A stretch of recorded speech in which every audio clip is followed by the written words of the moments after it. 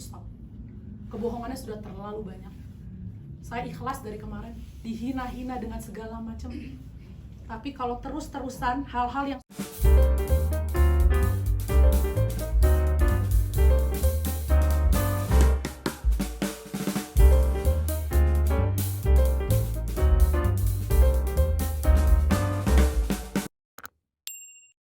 semua teman-teman di sini. Jadi kan dia bilang itu kan kita nyamperin itu mau intimidasi, ya kan? Bahkan sampai berani bohong bilang kita bawa surat pengancaman. Saya mau udah pasrah aja deh sama Allah, dari kemarin saya masih sibuk sholat beneran.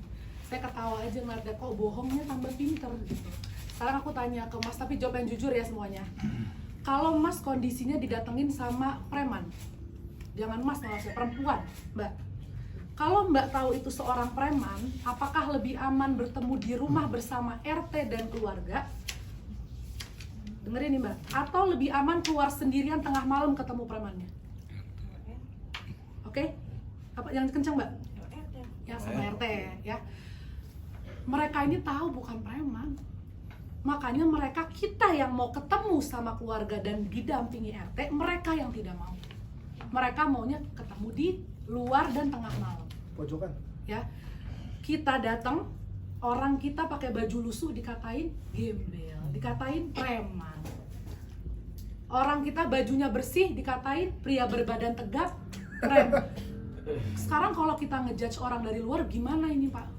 Jadi sekarang semua saya mau lihat yang di sini wartawannya yang badannya tegap berarti preman. Ya. Sekarang kalau bicara itu kan harus dengan fakta. Jadi gini udah terlalu apa ya? Saya tuh benar-benar bingung sih kok ada orang bisa ngebohong dengan detail tanpa malu. Dan padahal kita punya bukti, kita datang assalamualaikum. Dan tahu nggak tujuan saya datang apa? Kalau saya orang yang nggak bertanggung jawab, saya nggak usah datang. Saya tahu saya udah gaji kok. Kenapa sih saya mesti datengin? Mas kerja sama saya udah gaji. Mas saya belum digaji. Saya tahu saya udah gaji, kenapa saya mesti ngurusin Mas? Laporin aja. Enggak, saya nggak mau. Karena apa? Saya nggak mau percaya sama karyawan saya doang. Saya merasa saya sebagai pimpinan nggak bisa hanya ngedengerin dari Pak Daeng. Saya nggak bisa, saya harus konfirmasi. Benar Pak Daeng kayak gitu? Karena yang saya baca chatnya udah dibayar. Kalau sampai kurang kita mau minta maaf. Kita datang ke sana itu mau minta maaf dan mau bayar. Saya tidak mau ada hak orang di saya. Nauzubillah. Amit-amit saya makan uang haram. Didatengin kan minta uang, didatengin bilangnya mau digebukin di sama preman. Padahal yang mau ngegebukin siapa Pak Ramzi chattingannya? Karena datang orang lusuh dihina. Orang datang bapak-bapak tua dibilangnya pria berbadan tegap. Didatengin pria berbadan tegap bilangnya preman. Berarti sekarang kita semua mendingan badannya kayak saya, gemuk aja jadi kata orang baik gitu. Apa gimana? Jadi tolong sedikit dibuka matanya. Saya juga dari kemarin tuh diem aja kok. Media udah, wah muka saya udah hinaan. So, saya nggak mau komentar. Saya aja bilang ke suami, biarin aja. Orang kita tahu kita nggak salah, kenapa mesti ngomong? Betul. Tapi setelah melihat ada laporan polisi, bukan saya ya, bukan saya. Suami saya panggil Pak Ramzi. Betul. Bukan kita nggak urusin orang yang kita udah tahu bener. Karena percaya kan di beritanya tuh Tasya Dan dilaporkan. menyebut saya itu laporan media ada. ditulis. Sekarang kan berita udah kesebar kan, saya dilaporkan. Mereka hanya ingin itu aja kok. Mereka hanya ingin ada berita melaporkan, ada tulisan saya dengan Polda Metro Jaya itu satu garis. Udah itu aja. Kalau orang mau niat tulis nama saya. Saya minta tulis nama saya di situ.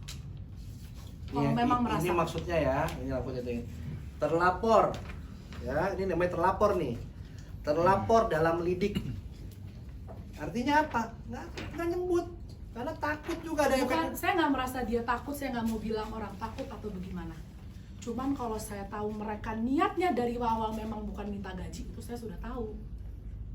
Kalau orang mau minta gaji, kantor saya bukan orang yang nilep duit haji kabur, bukan. Kalau saya nilep uang haji, jemaah hajinya datang ke kantornya udah tutup, bosnya lagi di Dubai, boleh, saya setuju itu. Harus media datangin. Saya rumahnya nggak pindah. Instagramnya follow-followan sama saya. HR-nya tidak ganti nomor. Di awal teriaknya framing gaji. Setelah ketahuan gajinya udah dikasih, kita mau kasih gaji bilangnya disamperin preman. Setelah sudah tidak bisa bilang secara preman, dibilang dikasih nasi basi. Saya keluar uang. Sekarang tanya dulu lagi. Di sini siapa yang alhamdulillah udah pernah umroh di sini? Alhamdulillah. Berarti mostly belum ya? Iya.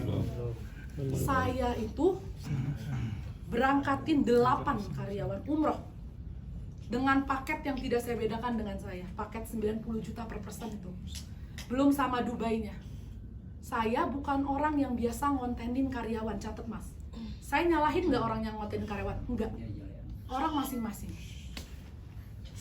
Dulu saya mengira gini, salah nih kalau ngasih-ngasih ke karyawan nih, artis-artis kok pada di videoin sih. Ternyata yang salah saya. Jadinya kalau nggak di videoin kayak saya, bisa nggak difitnah sekarang nggak ngasih apa-apa? Banget. Kalau ada orang belum kenal, baru kerja 2 minggu, Bapak udah kerja berapa tahun nih di perusahaannya? Dia kerja masuk 2 minggu, saya ajak umroh, saya tenteng ke Ka'bah nih, saya yang pegang begini. Nih, ada videonya saya yang tenteng. Saya yang pegang mereka, megang kainnya. Saya temenin tiap hari. Saya peluk-peluk semuanya.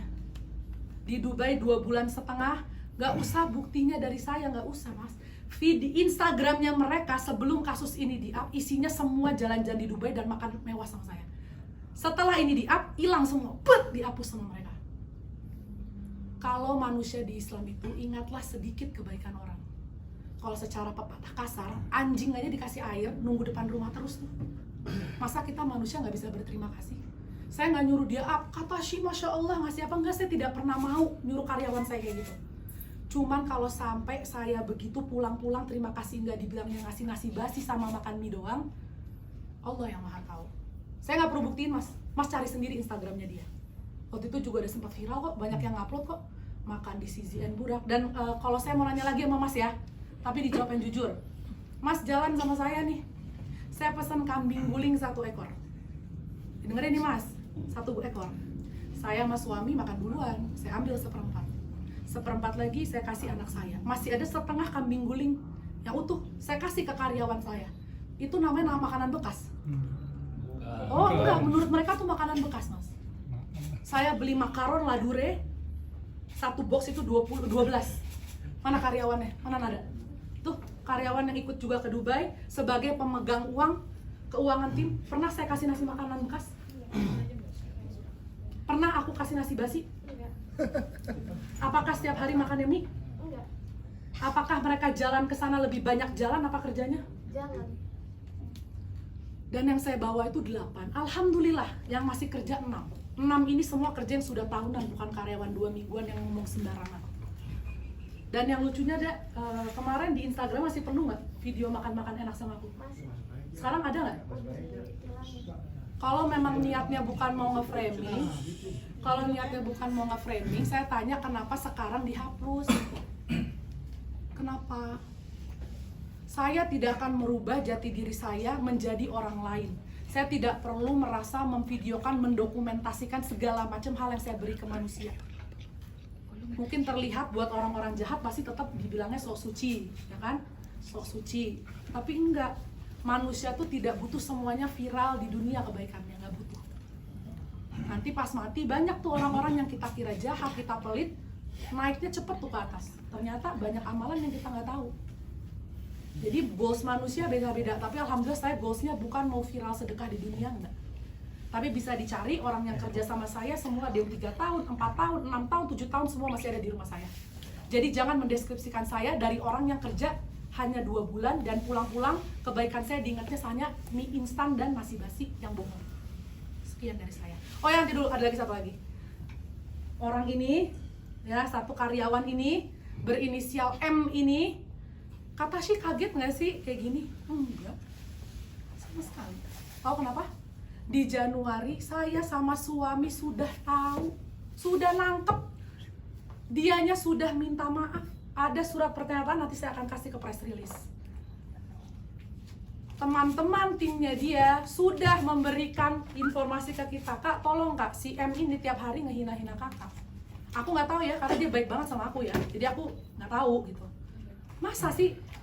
Ya ini buktinya Kak, dari ngatain segala macem, dari nyumpahin kecelakaan, ada semua. Dan ingat ya mas, kalau keluar dari mulut saya, mulut suami saya sama mulut Pak Ramzi, kita nggak mungkin ngomong nggak ada bukti. Catat. Tidak akan. Jadi si saudari M ini udah ketahuan, sudah kita nasihatin, sudah minta maaf, kita mah udah, dan nggak saya marahin. Nada, saksinya mana Nada?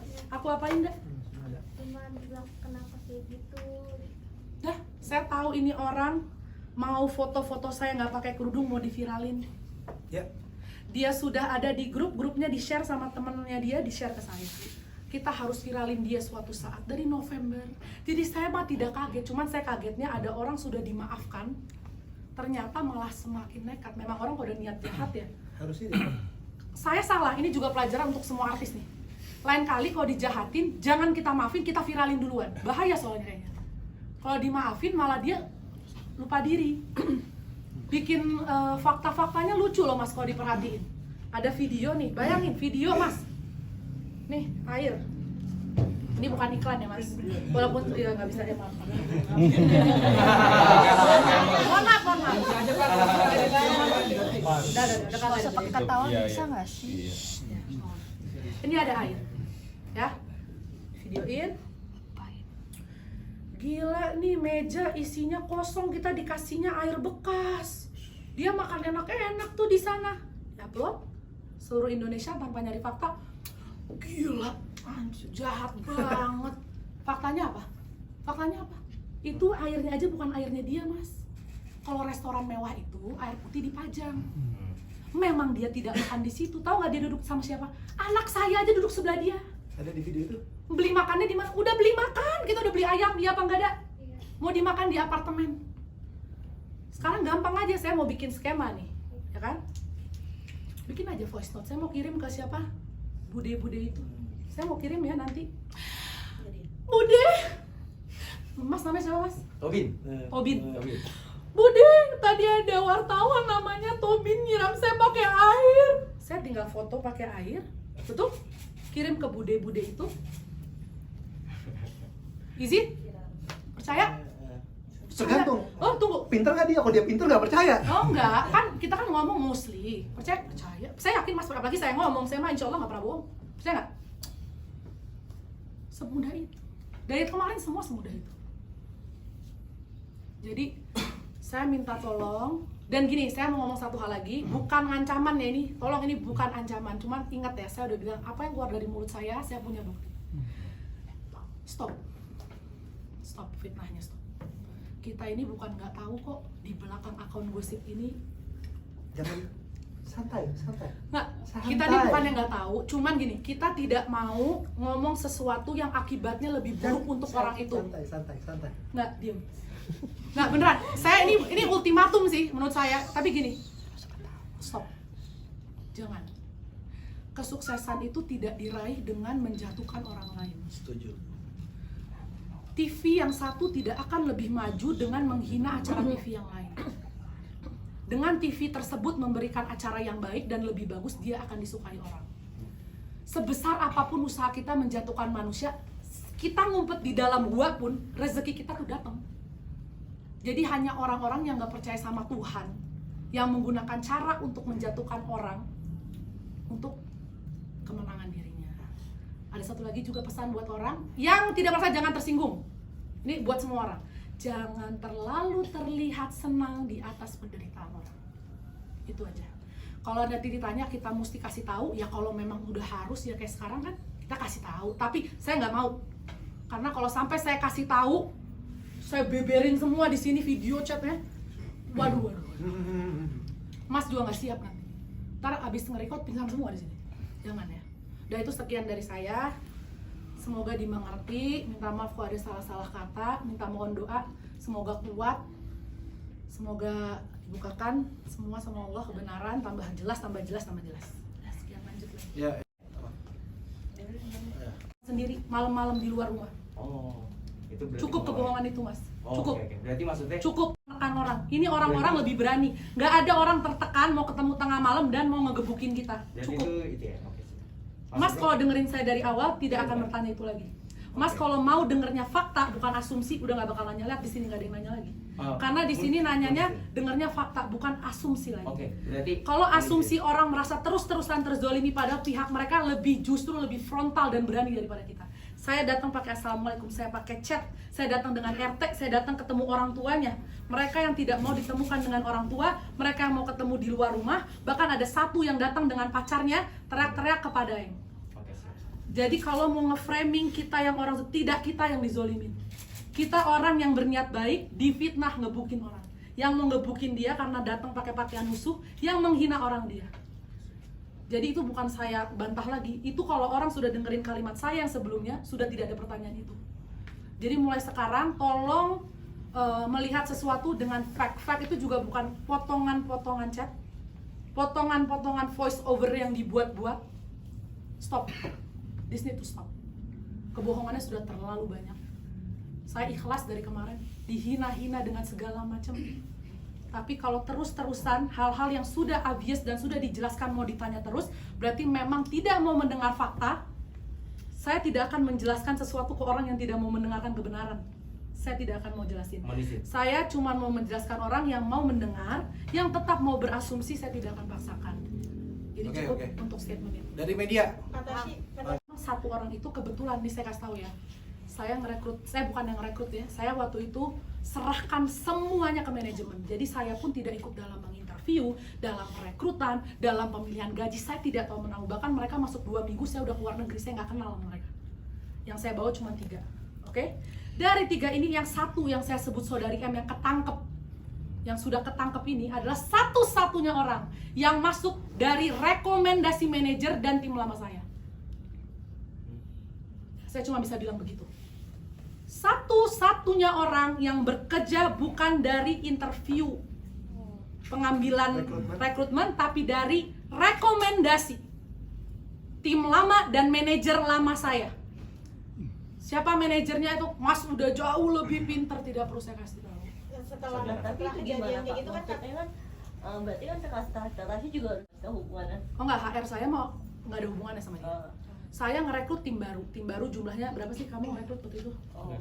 Tim baru Saya tuh punya tim lama mbak, tim lama saya kerja udah 3 tahun, udah selesai masa kerjanya.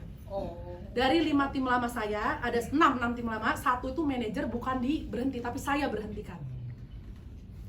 Ya, nggak apa-apa dong dikasih tahu kan, mau kalau nggak nanti dibilangnya bohong lagi. Saya berhentikan, dan orang ini masuk dari rekomendasinya 2 orang itu. Satu-satunya, ngerti? Nah ini Nada, ada kan Nada? Mbak masuk ke perusahaan saya, belum pernah ketemu saya. Mbak masuk ke perusahaan berarti Mbak memang suka sama perusahaan saya dong. Masa Mbak nggak suka sama saya mau kerja sama saya? sampai 3 kali balik. Ya sampai 3 kali interview nih belum diiyain, datang terus. Berarti kan Mbak memang ya mungkin merasa mau kerja di sini. Belum ketemu saya, baru di beberapa hari masuk ke dalam studio ngumpulin semua tim, menghina-hina saya bukan? Nada ini salah satunya yang keluar dari ruangan. Karena dia merasa bingung, ada apa ya ini, kok orang ngata-ngatain Katashi pada belum kenal. Yes. motifnya apa kata sih? Ya motifnya lah, cari tahu lah, cari tahu aja. Kalau ada orang ngebenci orang belum kenal, berarti ada yang ngasih tahu kebencian dulu nggak ke dia? Berarti dalam arti baliknya ada sesuatu. Pokoknya, oh tuh sudah kan udah dibilangin atuh, kumaha sih abang, kan udah dibilangin, tapi saya jangan dulu kesian, jangan. Ngerti nggak? Motifnya apa? Ya motifnya orang-orang sebelumnya yang ngasih tahu dia, hayo komporin orang-orang untuk ngebenci aku. Dan goalsnya tercapai kok. Karena hari ini bisa kumpul begini kan,